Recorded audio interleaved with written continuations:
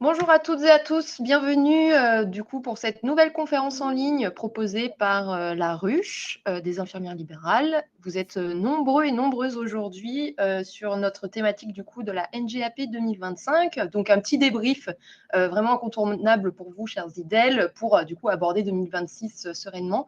N'hésitez pas à nous envoyer un petit message dans le chat pour vérifier votre connexion. Si vous nous entendez bien ou pas. Si vous avez des soucis de connexion, je vous invite à refresh votre page. Donc voilà, on va commencer. N'hésitez pas aussi à nous poser des questions dans le chat. On est vraiment là aussi pour débattre et répondre à toutes vos questions. Je vais juste vous introduire pour ceux et celles qui ne connaissent pas, donc CBA Informatique Libérale. CBA Informatique Libérale est une entreprise familiale qui a pour plus de 40 ans d'ancienneté dans le domaine du médical. Nous sommes spécialisés donc dans le développement de logiciels de facturation et de télétransmission pour les professionnels libéraux. On va parler bien évidemment de notre produit vers la fin de cette conférence en ligne.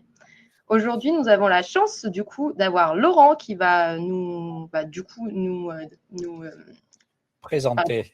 présenter cette conférence en ligne sur le sujet donc de la thématique NGAP. N'hésitez pas donc à poser vos questions dans le chat. On est vraiment là aussi pour modérer à vos questions. Donc, je vais laisser la main à Laurent, qui est infirmier libéral depuis quelques temps maintenant, qui va se présenter et du coup vous parler de tout ce qui est de la NGAP. Voilà, merci Marion. Bonjour à tous, bonjour à toutes, amis de France métropolitaine et même des dom-tom, puisqu'on a des praticiens d'outre-Atlantique qui nous suivent régulièrement, on le sait. Voilà, moi je suis Laurent, donc je suis infirmier libéral comme vous tous et vous toutes. Je suis installé depuis 1987, donc ça fait 39 ans que j'exerce en libéral. Et je suis, comme vous, client, utilisateur des produits de CBA, donc actuellement avec Agatio. Voilà. Aujourd'hui, donc, on va un petit peu aborder 2026. On va parler un petit peu de différents points qui semblent importants pour l'avenir proche. Voilà, donc le sommaire, vous l'avez là sur l'écran, donc contexte global, rappel des bases de la NGAP pour les IDEL. Donc ça s'adresse un petit peu à celles qui débutent. Il y a beaucoup de futurs installés ou de jeunes installés qui sont avec nous aujourd'hui, qui nous suivent. Les actes et cotations essentiels pour les IDEL, les bonnes pratiques de facturation, NGAP, donc c'est 2025, puisqu'on est toujours en 2025, on va rester un peu sur les acquis, sur ce qu'on connaît déjà. On va parler un petit peu de ce qui va arriver en 2026 parce qu'il peut y avoir quelques petites modifications, l'intégration des nouvelles pratiques et puis on va préparer en fait 2026. Donc, ça va être un petit webinaire assez rapide, assez léger. On ne va pas s'acharner sur les nomenclatures, à vous mettre des cas concrets comme on le fait habituellement. Là, on va un petit peu survoler l'année qui arrive. Voilà. Alors, le contexte global, la NGAP, donc petit rappel pour tout le monde, nomenclature générale des actes professionnels, c'est une référence pour la facturation des actes infirmiers. Elle est régulièrement mise à jour. Et en 2025, il y a eu quelques petites modifications, surtout quelques éclaircissements de la part de la Caisse nationale d'assurance maladie par rapport à certaines facturations, à certains actes un peu compliqués à facturer, dont les perfusions. On va un petit peu en parler rapidement après. Et notre objectif, c'est d'analyser les changements apportés par cette NGAP 2025. On va essayer de répondre un peu aux questions auxquelles vous pouvez poser dès maintenant. Vous avez le chat à droite de l'écran. Je ne dis pas que je vais répondre tout de suite à vos questions, mais on va essayer au fur et à mesure et en fin de conférence d'y répondre. Voilà, je ne dis pas qu'on répondra à tout. On n'est pas forcément un puits de science infuse, mais on va essayer de vous aider au maximum. Voilà. Alors, petit rappel des bases. Alors, qu'est-ce que la NGAP? Donc, elle regroupe tous les actes infirmiers acte de soins, soins complexes, forfaits, etc. Je dis forfait parce que de plus en plus, on a des forfaits de soins. Vous avez vu que la nomenclature a été modifiée ces dernières années concernant les perfusions, concernant les prises en charge pour les soins de dépendance avec le BSI. Donc, on s'oriente de plus en plus vers des forfaits de soins. L'assurance maladie, à terme, est dans l'idée de faire disparaître un petit peu tous les actes isolés pour les mettre dans des forfaits. Voilà. Alors, les types d'actes, les soins techniques. Donc, vous avez bien sûr tout ce qui est pansement, injection, perfusion. Voilà les principaux, il y en a d'autres, hein. Les soins complexes, c'est les traitements à domicile.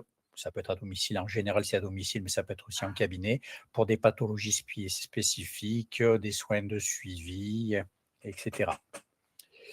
Et puis après, les forfaits, je vous le citais précédemment. Donc, les forfaits de soins, forfaits soins de dépendance, c'est bien sûr le BSI pour les patients en situation de dépendance.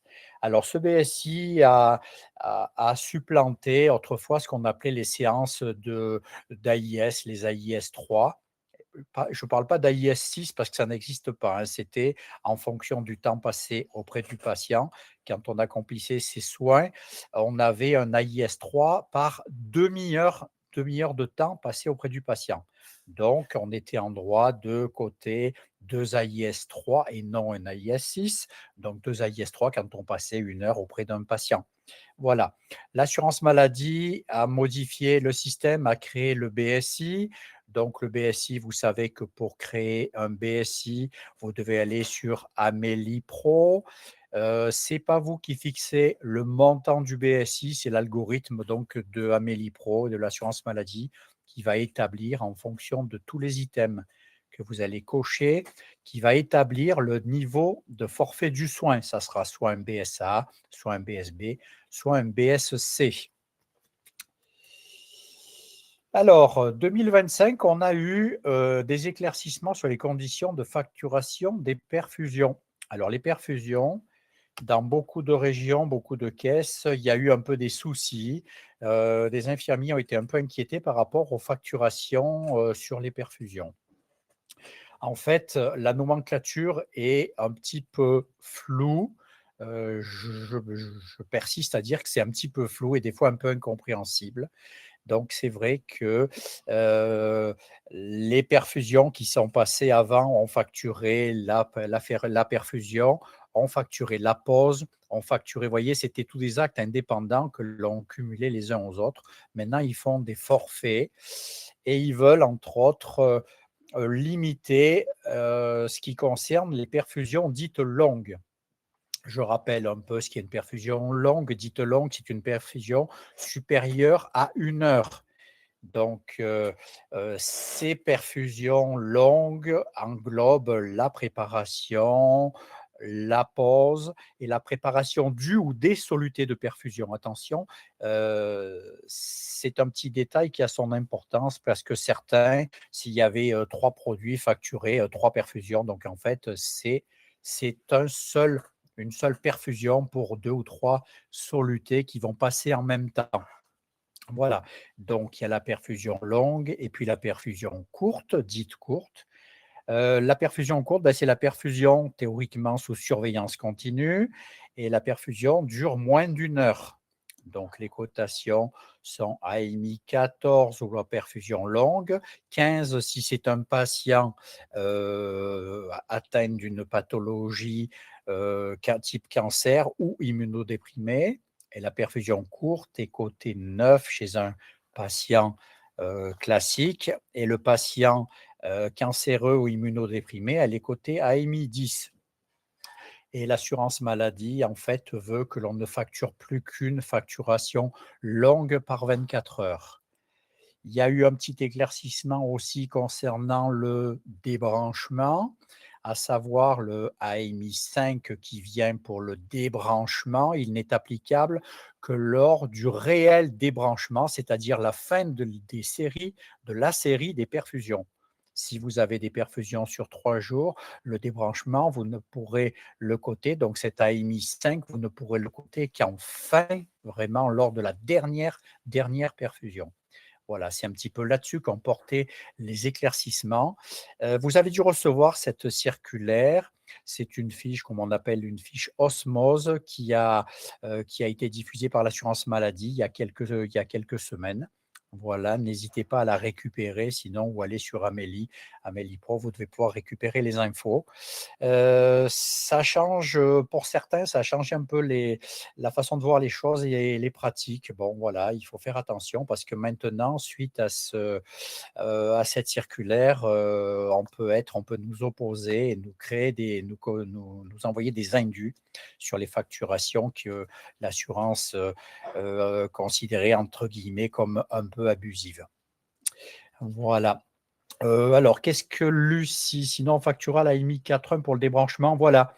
Alors, l'AMI 4,1, c'est l'AMI qui sert, c'est un peu, j'allais dire un peu fourre-tout, mais elle sert à facturer, entre autres, un débranchement quand derrière vous remettez une autre perfusion, quand vous venez ajuster, modifier un débit ou quand vous vous rendez chez le patient pour vérifier justement la perfusion ou s'il y a la moindre intervention sur la ligne de perfusion en dehors du moment de pause. Si jamais vous êtes appelé parce que le patient dit j'ai mal, par exemple, j'ai mal au bras, j'ai l'impression que ça enfle, je pense que la perfusion ne passe plus. Voilà. Donc, si vous vous rendez chez le patient, vous êtes en droit de facturer ce 4.1. Euh, Agnès a émis 5 lors de chaque retrait à H. Je ne sais pas ce que ça veut dire. Lors d'une nutrition parentérale au long cours, ben, non, ça va être l'AMI5 que je dis, que ce soit pour une alimentation ou une perfusion, c'est pareil, hein, ça sera le 4.1 et puis le 5. Le 5, ils veulent vraiment qu'on le met quand on enlève la ligne de perfusion, quand on enlève le cathlon, si vous voulez, quand on débranche la personne pour eux. Voilà. Ensuite, donc les perfusions, bah, comme je vous disais, ça a été un peu une usine à gaz et c'est pour ça, les syndicats avaient demandé à ce que la Caisse nationale d'assurance maladie s'exprime un petit peu sur le sujet parce que les indus commençaient un peu à pleuvoir dans certaines régions et bah, un peu partout, voilà. Donc il y a eu cette circulaire qui est passée, il y a quelques semaines. Il y avait déjà eu une circulaire l'an dernier qui nous avait un peu apporté des informations, un petit peu sur les intitulés des prescriptions des médecins. Il y a beaucoup de prescriptions qui sont incomplètes, voire inexactes, à savoir, quand les médecins ne prescrivaient pas des soins, ne marquaient pas de durée. On ne doit plus voir figurer sur les ordonnances médicales des jusqu'à cicatrisation. L'assurance maladie maintenant est en train de les refuser. Donc, c'est un petit peu à nous, c'est un petit peu à nous d'alerter les médecins, de leur demander voilà, quand il y a une prescription qui vous semble incomplète ou anormale, de bien faire préciser les choses. Voilà. L'assurance maladie maintenant est de plus en plus regardante sur nos actes. Il y a des économies à faire.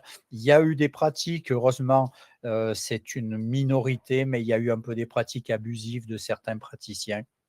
Donc maintenant, ils ont des logiciels, entre guillemets, de flicage, hein. Ils peuvent très bien surveiller tout ce que l'on fait. C'est très facile pour une caisse d'assurance maladie de décomposer la journée d'un infirmier libéral. En 2 clics sur un logiciel, il voit ce que vous avez facturé la journée du 14 août, par exemple. Il voit ce que vous avez fait. C'est facile de remonter l'actualité, d'analyser un peu et de voir les mauvaises pratiques. Donc maintenant, il faut vraiment être très vigilant. C'est pour ça, je vous le redis, lisez bien la nomenclature. La nomenclature, il faut toujours l'avoir près de soi. Moi, j'en ai toujours une sur mon bureau à côté de moi. Je la regarde pratiquement tous les jours. On a beau être formateur NGAP, on a beau la connaître, mais des fois, on a un peu des doutes. Et puis, avec le temps, certains actes évoluent. Voilà, il y a des nouveaux actes qui sont sortis et il y en a eu pas mal depuis, entre autres, l'avenant 6 qui est sorti en 2019. il y a eu pas mal de nouveaux actes et c'est important de toujours bien relire cette nomenclature. Chaque fois qu'on a un doute et bien la lire et chaque mot est important. Alors, je reviens un petit peu globalement. Les actes et cotations essentiels pour les IDEL. Alors, les actes et cotations essentiels. Alors, les majorations et conditions spécifiques. Donc, la nuit, les jours fériés, ça vous connaissez. Vous savez que la majoration de nuit s'applique donc à partir de 20 h jusqu'au matin 8 h pour les actes dont l'exécution est impérieuse sur ces horaires-là, ces horaires de nuit. Il faut que ce soit spécifié sur l'ordonnance par le médecin. Il faut que ce soit justifié et pas pour convenance personnelle de l'infirmier ou du patient. Donc, nous, le matin, on a des diabétiques, on a des gens chez qui on passe très tôt, mais c'est pour leur convenance personnelle ou la nôtre, et donc on ne peut pas coter de majoration, ce n'est pas justifié. Il y a deux types de majoration de nuit. Il y a la nuit classique et puis il y a la grande nuit. Je dirais que de 20 h à 23 h et de 5 h à 8 h, c'est la majoration de nuit classique. Et dans le créneau 23 h, 5 h, vous avez donc la double nuit, c'est-à-dire que la majoration de nuit est majorée par 2. Voilà, pensez-y, c'est un petit détail, mais des fois, je pense, quand on a des déclenchements sur les stimulations ovariennes, quand on a des déclenchements à faire, des fois, ça arrive, on a des prescriptions, on nous demande d'aller faire ce déclenchement au milieu de la nuit, hein, ça nous est arrivé quelques fois. Donc là, vous êtes en droit de facturer cette double nuit. Donc, pensez-y, hein, voilà, ça peut être intéressant pour nous aussi. C'est déjà pas marrant de se lever à 1 h du matin ou à minuit, mais voilà. Et puis, alors, il y a une majoration spécifique pour les enfants aussi. Elle est assez récente, hein. Elle est arrivée avec l'avenant 6. C'est la fameuse MIE. Donc, là, on a pris un exemple d'un pansement chez un enfant de 3 ans ou de 5 ans. Donc, la cotation, c'est la MI 2 plus la MAU. Ah non, la MAU, là, il y a une petite erreur, il y a une petite coquille, Marion, qui s'est mise. La MAU, elle ne peut pas être cotée puisqu'elle ne concerne que les actes jusqu'à 1,5. Donc la MAU, il faut qu'on l'enlève. Donc vous avez la MI2 plus la MIE, c'est la majoration pour les enfants de moins de 5 ans. Et puis il y a le déplacement, hein, donc c'est l'IFA ou IFD. Et cette IFA, éventuellement, on peut rajouter, si c'est hors agglomération, vous pouvez rajouter les indemnités kilométriques, sans oublier les franchises de 1 kilomètre en montagne par trajet et 2 en plaine. Donc ça fait en montagne, ça fait votre kilométrage -2 et en ville, ça va être sur -4. Voilà. Je regarde un petit peu les questions qui sont sorties sur le chat, si je peux répondre à certaines. Oui, Marion nous met quelques liens. Là, vous avez les soins infirmiers pédiatriques. Voilà, vous avez le lien pour aller sur la ruche pour les lire. Oui, la MIE, c'est jusqu'à 7 ans. Là, on a pris un enfant de 5 ans, mais voilà, il y a pas voilà. 7 ans pour la MIE, c'est ça. Dans l'exemple qu'on a pris, on a mis un enfant de 5 ans, mais bon, ça peut être, ça va voilà, ça va jusqu'à 7 ans. Qu'est-ce que j'ai d'autre? La majoration de nuit, pardon, avec les insulines. Ben voilà, les insulines, si le médecin, l'endocrino ou n'a pas prescrit, n'a pas précisé l'heure d'injection sur l'ordonnance, l'assurance maladie peut vous coincer, vous envoyer des indus parce que c'est pas forcément justifié. Voilà, donc ce que je vous disais, on a des patients chez qui on passe très tôt le matin, mais on ne peut pas compter la majoration de nuit, sauf si elle a été prescrite. La perfusion, sur 12 heures, c'est difficile si le médecin a mis les heures, que le médecin a prescrit une perfusion de G5 par exemple, de 22 heures à 6 heures le matin, là vous pouvez coter une majoration de nuit. Mais s'il a précisé une perfusion à 12 heures sur la nuit, le tarif de nuit va être difficilement applicable. L'assurance maladie va vous dire, mais votre perfusion, vous auriez pu la poser à 19h45 ou 19h55 et la retirer. Voilà, donc faites attention ou faites bien préciser sur les prescriptions. Si c'est inscrit sur l'ordonnance, sur la prescription médicale, je pense que vous ne serez pas embêté. Voilà, qu'est-ce qu'il y a? Bon, les insulines, on l'a vu. Et beh, comme je reviens Fabienne, ce que je viens de dire, donc pour les majorations de nuit.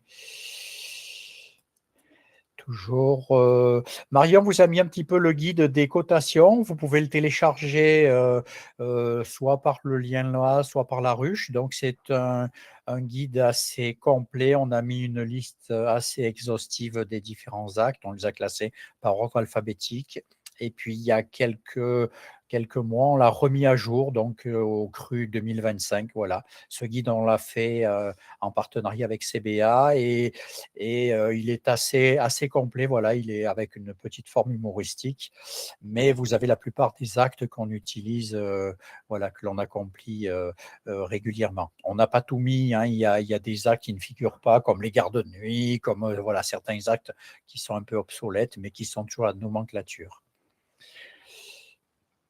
Je regarde un petit peu les autres, alors la préparation de pilulier, ben, voilà, hors nomenclature. Alors après, il faut voir parce que quand il y a une préparation de pilulier, souvent il y a une dépendance. Après, c'est à réfléchir, à voir un petit peu, parce qu'avec le pilulier, ben, souvent il y a une surveillance, il y a un examen de la personne, voir ses constantes, voir l'observance, voir, donc à voir, hein, avec le médecin. Dans certains cas, si c'est justifié, vous pouvez demander un BSI et puis le coter une fois par semaine. Vous pouvez avoir avec une surveillance de traitement au quotidien. Si le patient est psychiatrique ou cognitif, vous avez le fameux AMI 1,2 qui peut se coter les jours en dehors du jour du BSI. Voilà, donc c'est une question qui revient souvent. Il va y avoir peut-être des changements. Je vais vous en parler un petit peu après parce que l'assurance maladie voudrait les sortir des BSI. Voilà, on a des discussions avec eux en ce moment pour ça. Qu'est-ce qu'après? Bon, les bonnes pratiques de facturation, ça, je vous en ai parlé. La codification correcte des actes, donc vérifiez bien les lettres clés que vous utilisez. Chaque acte a sa lettre clé propre, que ce soit un AMI. AIS, on les a mis, sont en train de disparaître puisque le BSI a remplacé ces séances en AIS. L'AMX, pour celles qui débutent, alors l'AMX, c'est la lettre clé qui vient en complément du BSI pour les actes dits externalisables.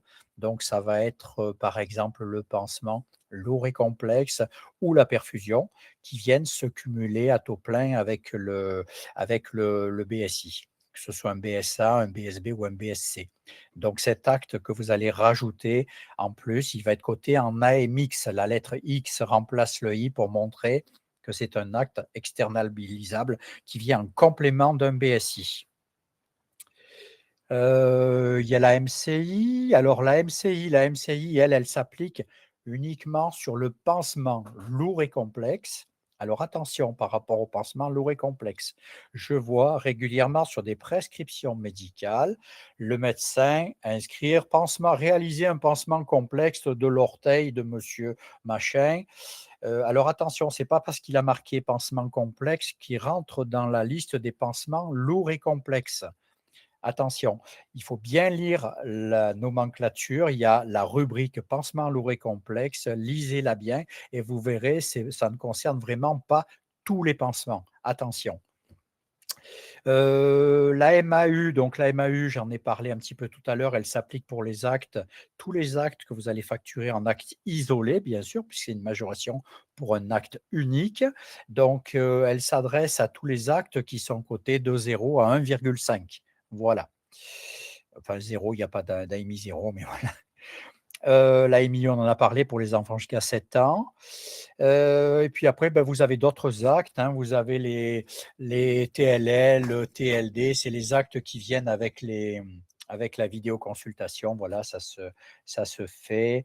Il y en a un TMI, il y a le TLS, TLL, TLD. Voilà, il y a tous ces actes-là. Et les principaux, ben, ça reste bien sûr AMI, AMX et puis BSA, BSB, BSC. Il y a le DI qui correspond lors de l'établissement du premier BSI. Vous allez avoir un DI, c'est 2,5, donc ça fait 25 euros. Vous avez le BSI de renouvellement qui est coté à lui, c'est beaucoup moins, hein, c'est 1,2. Donc voilà, le renouvellement annuel. Et puis vous avez le BSI intermédiaire. Si jamais votre patient, l'état de votre patient change, si jamais son état s'aggrave, que la prise en charge devient beaucoup plus lourde et vous avez beaucoup plus d'actes à accomplir, vous êtes en droit d'établir un BSI intermédiaire qui va donc de la date où vous l'établissez jusqu'à la fin du BSI initial, la date anniversaire. Donc, pensez-y aussi. Vous avez droit à faire 2 intermédiaires dans l'année, en plus du BSI normal. Ça aussi, les gens n'y pensent pas forcément, mais si vous voyez que ça peut être aussi dans l'autre sens, hein. Vous pouvez avoir un patient, sans aller à Lourdes, qui va aller beaucoup mieux du jour au lendemain, donc son état s'améliore énormément. La dépendance est beaucoup moins lourde, beaucoup moins importante. Il n'a plus besoin d'aide, par exemple, d'aide à la toilette, il n'a plus besoin des soins, des actes de pansement lourds qu'il avait. Vous avez, voilà, donc vous pouvez, il vaut mieux même refaire un BSI intermédiaire et voilà, l'algorithme va vous relever un petit peu peut-être le degré du BSI. Ça sera peut-être plus un BSC, mais un BSB ou un BSA. Voilà, ça peut arriver aussi. Mais il faut penser à le faire, cet intermédiaire. Voilà, le cumul des actes. Alors là, je m'adresse un peu essentiellement aux gens qui débutent ou qui veulent s'installer. La nomenclature infirmière, même chez les médecins, c'est un peu pareil. Elle dit que le premier acte, vous devez le coter à taux plein. Le deuxième, il va être coté en demi. Et puis tous les actes qui viennent derrière sont en gratuit. Donc, c'est le fameux article 11 bis. Hein, on ne l'aime pas bien celui-là, mais voilà, donc premier acte à taux plein, deuxième en demi et tous les suivants en gratuit. Alors après, je mets un petit bémol concernant les actes avec les HAD ou les SIAD. Là, c'est du droit privé avec les HAD. Je sais que certaines HAD appliquent la nomenclature à la enfin, comme nous, on l'utilise au quotidien. Mais certaines HAD nous acceptent le cumul à taux plein. Les SIAD, pareil, c'est de la discussion, hein. Chaque SIAD a sa façon de voir les choses. À vous de discuter avec eux et de… Voilà, c'est comme ça, on n'y peut rien. Ça nous a imposé depuis toujours. C'est vrai que c'est un peu rageant, mais des fois, vous allez chez un patient, vous avez 5 soins différents, vous allez coter le premier, donc mettez toujours bien sûr le plus élevé en premier. Et puis les autres, le deuxième en demi et puis le reste en gratuit. C'est vrai que des fois, ça fait un peu râler, c'est beaucoup de temps passé pour des fois une très faible rémunération, mais voilà. C'est, alors après, d'où vient ce principe de dégressivité? Je ne saurais pas vous dire. Ça a été établi comme ça, depuis, je dirais depuis toujours. Moi, je l'ai toujours vu, c'est… Fabienne, je ne pourrais pas vous répondre concernant l'origine de cette dégressivité. Voilà, ça, je reviens un petit peu en arrière, voir si, voilà, Cléo, notre autre collègue de CBA vous a mis un autre lien là pour les règles de facturation. Il y a les erreurs de facturation. Voilà, il y a pas mal de choses qui peuvent venir un peu compléter ce que je vous ai dit. Il y en a un sur le BSI, voilà. On fait régulièrement des webinars sur ces sujets-là. N'hésitez pas, vous pouvez toujours les retrouver les liens pour les visionner. Voilà. Qu'est-ce que j'ai vu? La majoration de dimanche ou de férié, elle s'applique par passage, hein, pas par acte. Si vous avez 2 actes chez un patient, ne cotez pas 2 fois la majoration de dimanche ou de férié.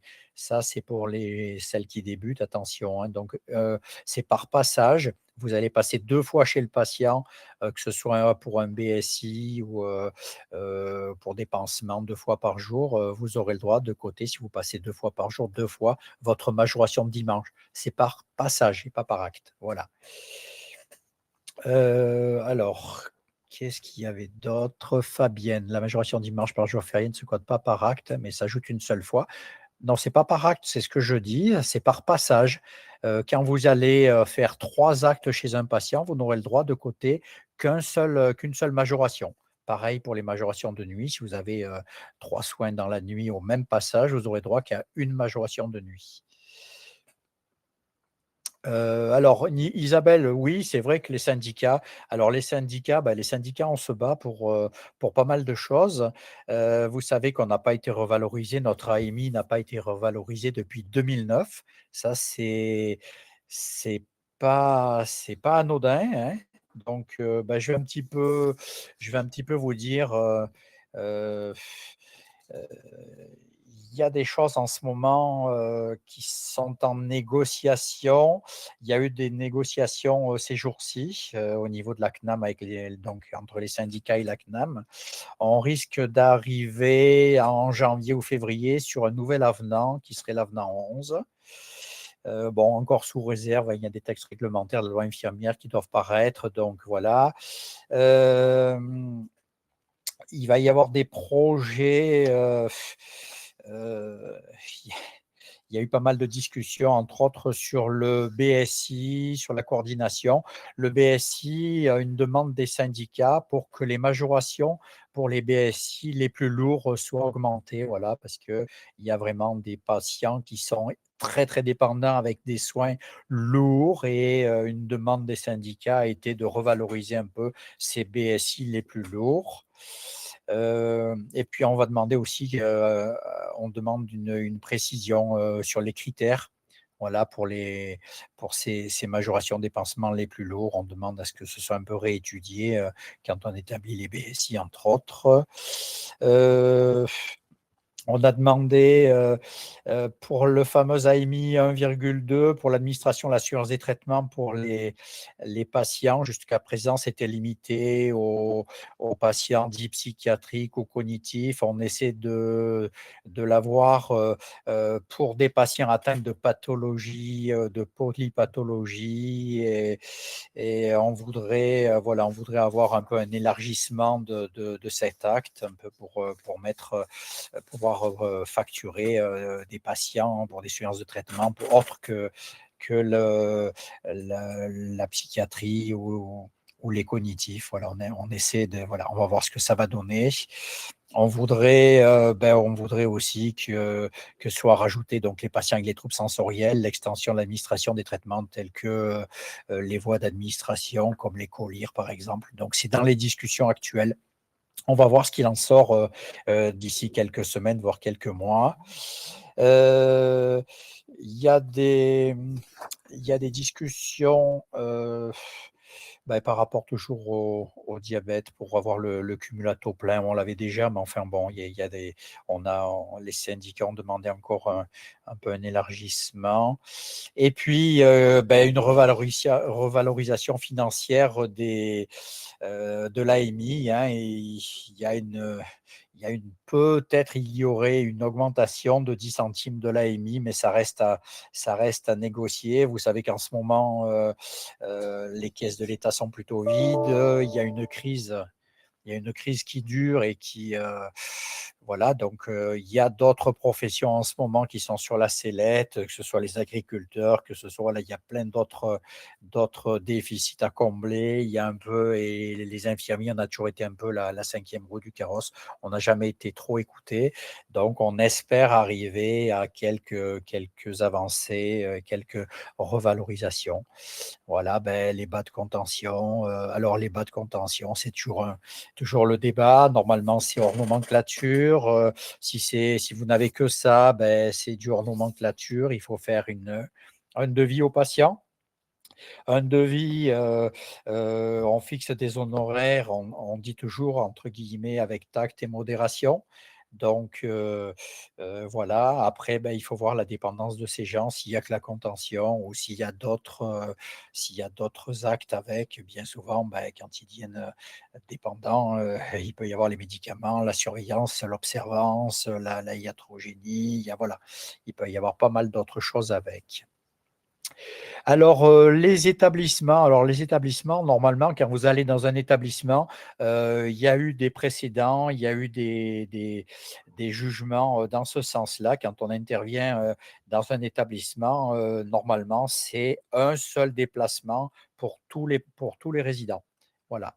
Ça, je sais que ça fait hurler, mais sur les textes, on en est toujours là. Voilà, c'est un peu, c'est un peu des choses aussi qui nous font des fois un peu râler, mais c'est comme ça. La prise de sang côté en entier, oui, c'est vrai que si vous avez, 2 actes du style un Lovenox et un contrôle des plaquettes, et beh, à la limite, vous mettez votre premier acte en entier, donc l'AMI 1, de la sous-cutanée de Lovenox et puis votre prélèvement sanguin, lui, vous avez le droit de le coter à taux plein. Donc vous allez mettre votre AMI 1,5 après l'autre et vous aurez le droit de le coter, voilà. Et si vous avez un pansement, une prise de sang, ben, vous aurez vos 2 actes à taux plein. Je parle hors BSI, hein. Petite question aussi qui revient régulièrement concernant les pansements et les BSI. Le seul acte qui est facturable en complément du BSI, c'est le pansement lourd et complexe. Attention à ne pas rajouter avec un BSI un AMI 2 qui correspond au pansement simple. Le pansement simple, il est inclus, comme beaucoup d'autres actes, dans le forfait de soins BSI. Alors revenons un petit peu sur le PowerPoint. Donc, les soins de dépendance, on en a parlé. C'est l'algorithme de l'assurance maladie, donc sur Amélie Pro, quand vous établissez votre, BSI, c'est l'algorithme qui va l'établir, qui va dire si le patient est en forfait A, B ou C. Ça, vous ne pouvez pas agir dessus. Veillez à bien remplir, c'est long de remplir un BSI, mais veillez à bien remplir tous les items parce que des fois, il suffit d'une croix, heu placée, ou que vous avez oublié pour que le forfait, soit différent. Ensuite, alors, qu'est-ce qu'on avait d'autre? Ah, j'ai un questionnaire qui est arrivé au milieu de l'écran. Si Marion, tu peux me l'enlever. Normalement, tu peux cliquer dessus n'importe où et il part. Ignorer, d'accord, voilà, OK. Je répondrai après si je suis content du webinar. Alors, intégration des nouvelles pratiques, hein. Alors, télésoin, téléconsultation, donc rappel des conditions d'utilisation. Le télésoin répond à un cadre précis, type d'acte, présence initiale du patient. Il faut un consentement éclairé, bien sûr. Ça, parlez-en aussi avec le médecin traitant. Dites-lui, vous pouvez lui rappeler que vous pouvez faire une téléconsultation. Beaucoup de médecins traitants n'y pensent pas, mais c'est vrai que des fois, en étant auprès du patient, vous pouvez très bien faire une téléconsultation et ça peut être très intéressant, je veux dire, pour le médecin de voir son patient, hein, en visio, par exemple, et d'avoir des informations, fraîches, en temps réel. Vous avez, la facturation des actes à distance, voilà, ça c'est des actes, c'est récent aussi la nomenclature pour la téléconsultation infirmière, pour les soins de suivi, les bilans à distance. Hem Petit bémol, la petite précision pour les soins en télésoins avec vidéotransmission, pour les pansements, c'est 4 maximum qui peuvent être facturés par mois et par patient. Voilà, côté en TLI. Et puis toujours, justification et traçabilité. Je le dis toujours dans les webinars, pensez à toujours tout écrire, et à tout tracer. Alors vous pouvez tracer chez le patient, dans un classeur comme on l'a fait pendant, des générations, mais maintenant vous avez des logiciels comme le nôtre, comme Io. Dans le dossier de soins, vous pouvez tout tracer, vous pouvez tout inscrire et c'est bien pour vous et vos collègues qui peuvent voir en temps réel toutes les évolutions et voilà. J'ai vu passer une petite, je reviendrai un petit peu en arrière pour les questions, du chat, mais, heu, alors, une seule est rémunérée pour la création de BSI. Alors je ne sais pas à qui elle répondait. Traçabilité sur dossier de soins, voilà. Alors les cotations téléconsultation, là, je vous incite, on ne va pas, s'appesantir là-dessus. Vous les trouverez donc, sur la ruche, hein, les différents forfaits, que vous soyez, renseignés. Il y a tout. Les IPA, les IPA, elles sont concernées par la NGAP, oui, et les IPA, elles ont en plus, ce qu'on appelle le chapitre 2 dans la partie 2 de la nomenclature, c'est les soins de pratique avancée. Donc, ce sont des actes qui ne concernent que les IPA. C'est des actes qui sont facturés à lettre clé PAI. Donc, voilà, on ne va pas aborder la question. Ça concerne vraiment une minorité d'infirmiers et d'infirmières, bien qu'il y en ait de plus en plus. Mais voilà, ils sont concernés aussi par la nomenclature, hein. Sauf qu'en plus, ils ont des actes spécifiques à leur qualification. Qu'est-ce qu'on avait d'autre dans les questions? Dans les établissements, on en avait parlé. Deux postes complexes, ça doit être deux pansements complexes, une prise de sang. Oui, ben là, il faut faire un petit calcul. Si vous avez des pansements lourds et complexes, vous allez avoir un AMI 4 plus le deuxième divisé par 2. Et ben la prise de sang, elle saute parce que c'est un troisième acte. Donc, l'article, on l'a dit, l'article 11 bis s'applique. Donc, mettez le coefficient le plus élevé, mettez le deuxième en demi, et puis l'autre, ben, il va être cadeau, entre guillemets.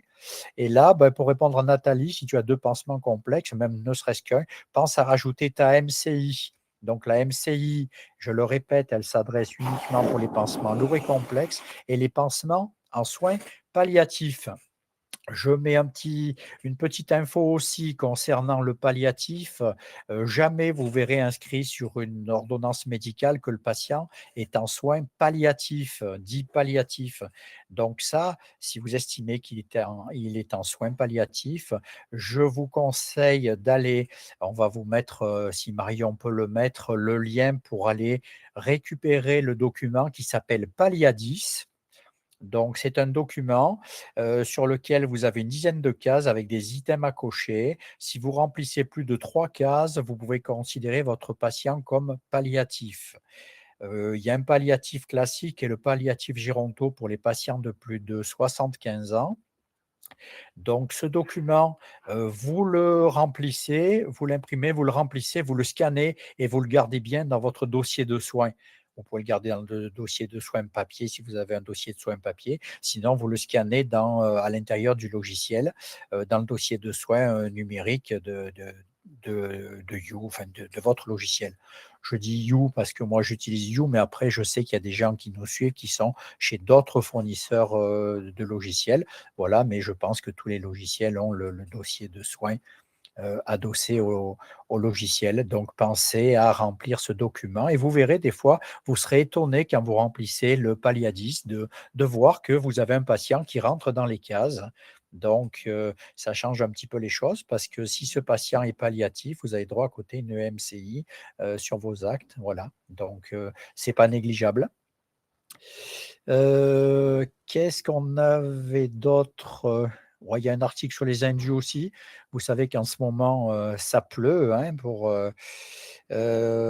alors les gens du voyage, pour répondre à Élodie, les gens du voyage, je ne sais pas. A priori, ils ne sont pas censés habiter ensemble. Ils habitent peut-être, sur le même, terrain, mais ils habitent chacun dans un domicile indépendant.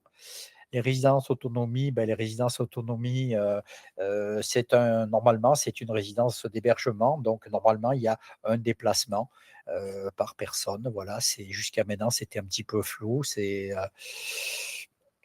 Voilà. Qu'est-ce qu'il y avait d'autre?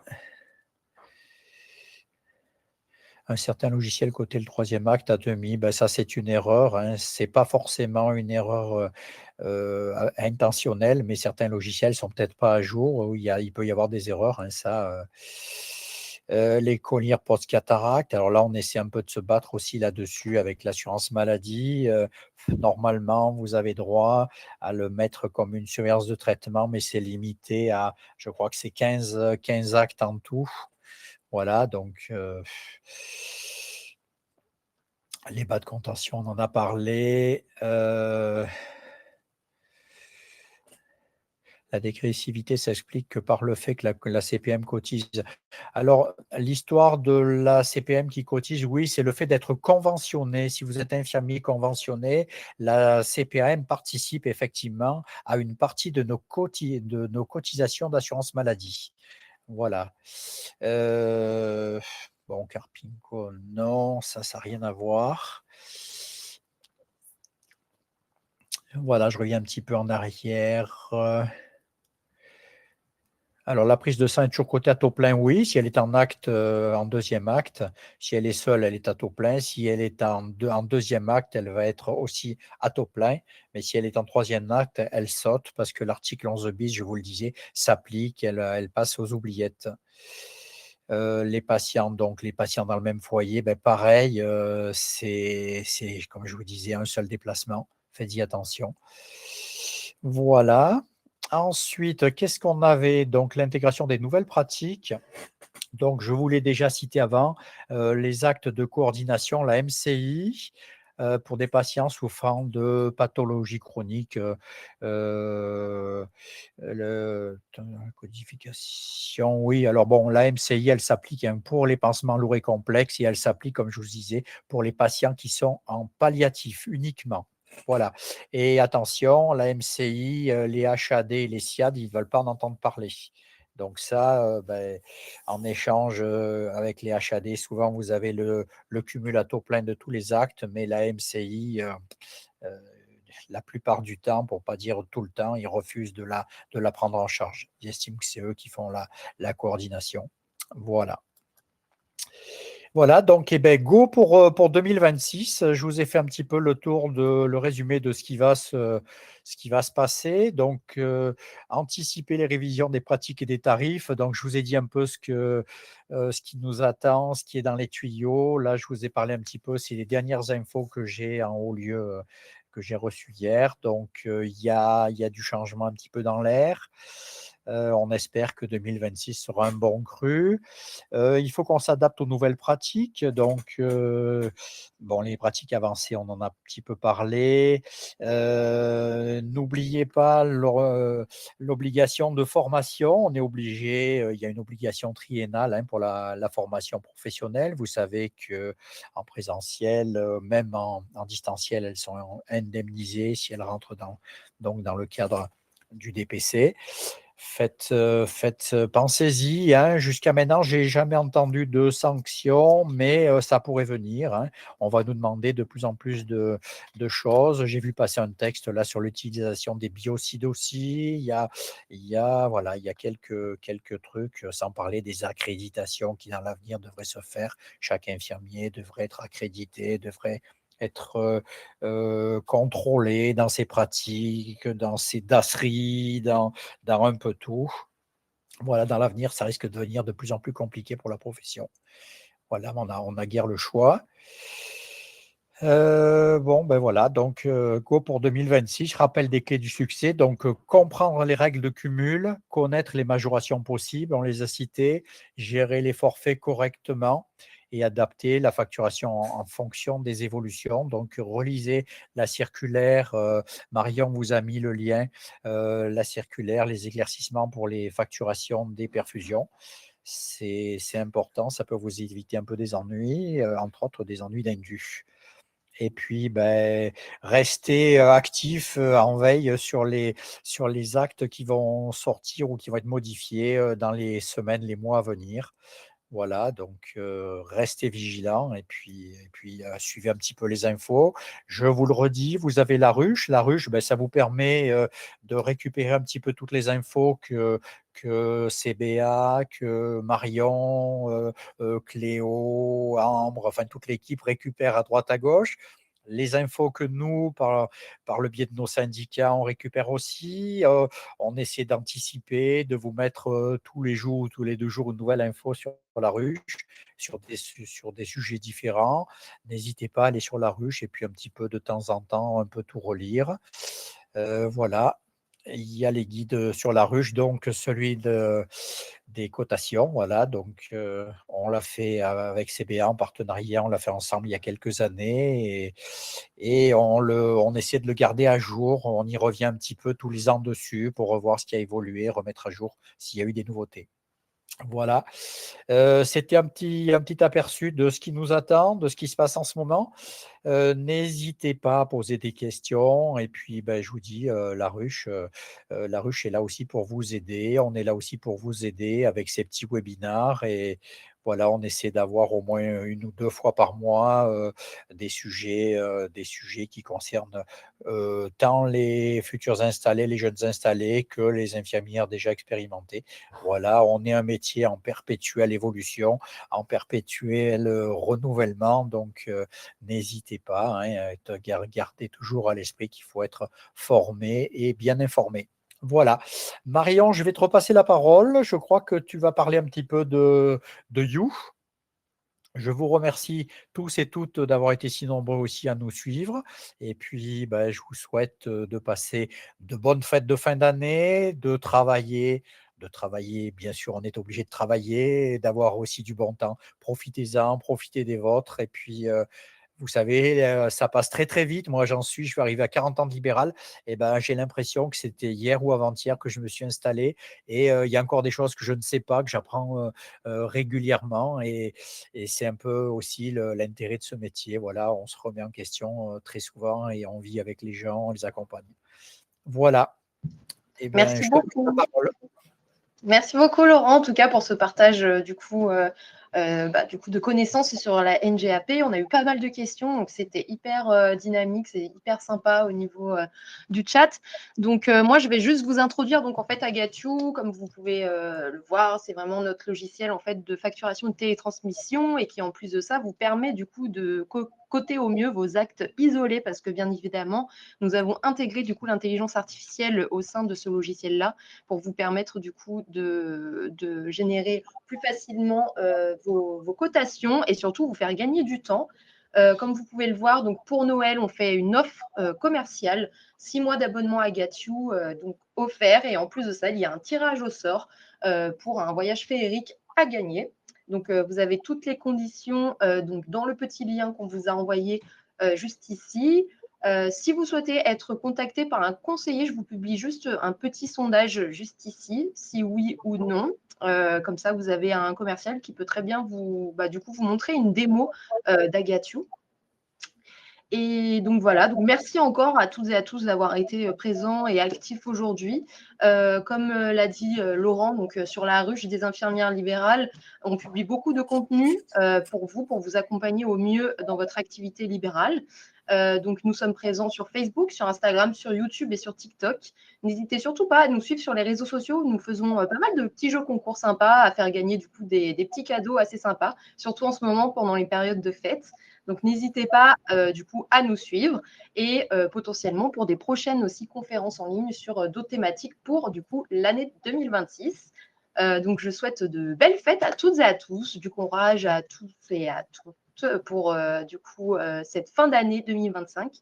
Merci encore Laurent pour du coup ton temps et de ton expertise aussi en tant qu'infirmier libéral. Merci beaucoup à toutes et à tous et à bientôt et à l'année prochaine du coup. Au revoir à tous. Au revoir, merci.